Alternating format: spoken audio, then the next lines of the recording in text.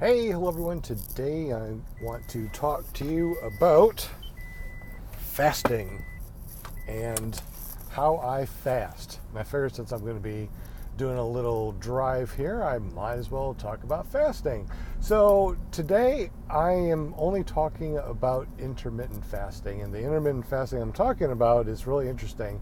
One of the things I'm doing is a keto diet, and that's when you go into ketosis, use ketones, which is beta hydroxybutyrate, for your fuel instead of carbohydrates.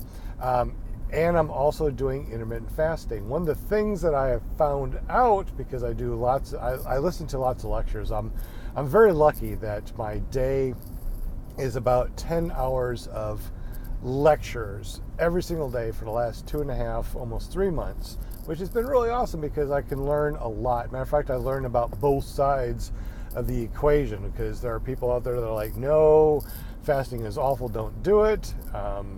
Fasting is amazing. Don't do the ketogenic diet because it'll kill you. Stay on carbohydrates, or even vegan. But today I'm going to be just talking about intermittent fasting and what I've learned.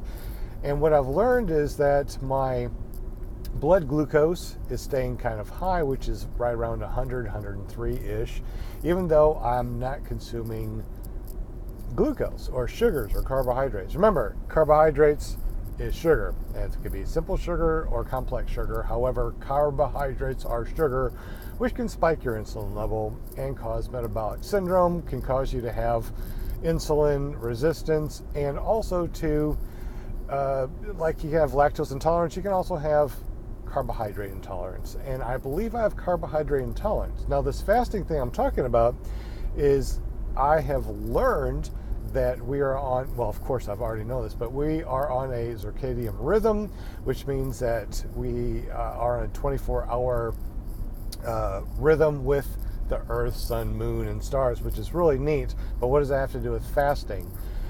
Because I have had high insulin levels, high blood glucose levels, I've been trying to figure out why.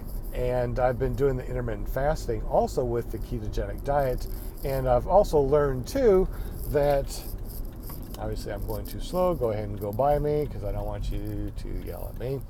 And so what I've learned is that my high blood sugar could be because I'm throwing myself out of a circadian rhythm.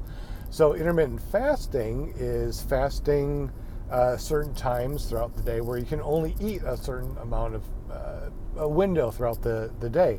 And mine has been going from the time I have my morning cup of coffee until whenever my fasting window is.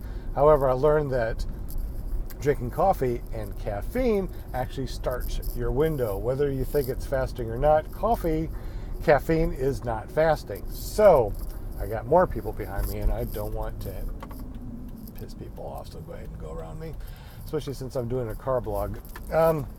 So anyway, what I've learned is I thought that fasting was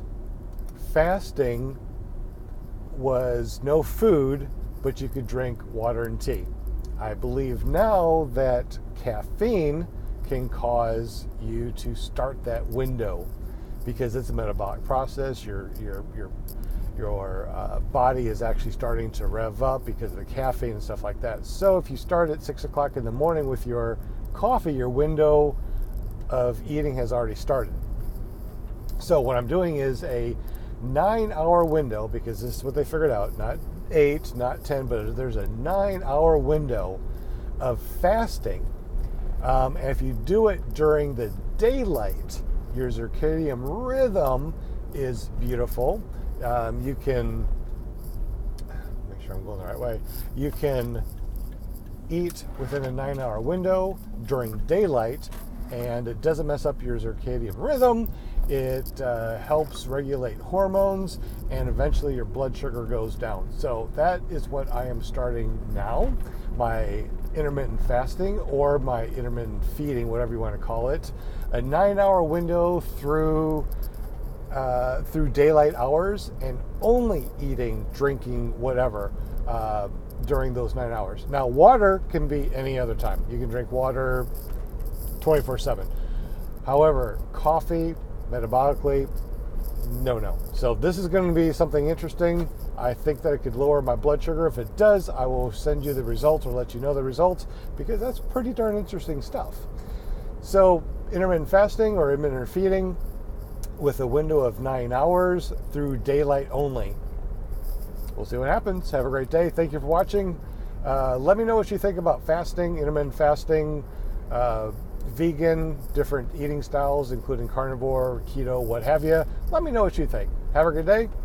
We'll see you tomorrow.